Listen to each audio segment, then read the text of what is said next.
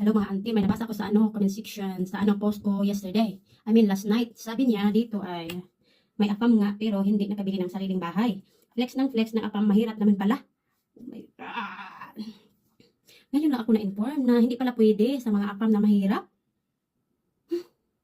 Oh my goodness, auntie. Ngayon ko lang nalaman, auntie, na hindi pala pwede. Meron bang form sa mga apam na hindi sila pwede na mahirap yung buhay nila?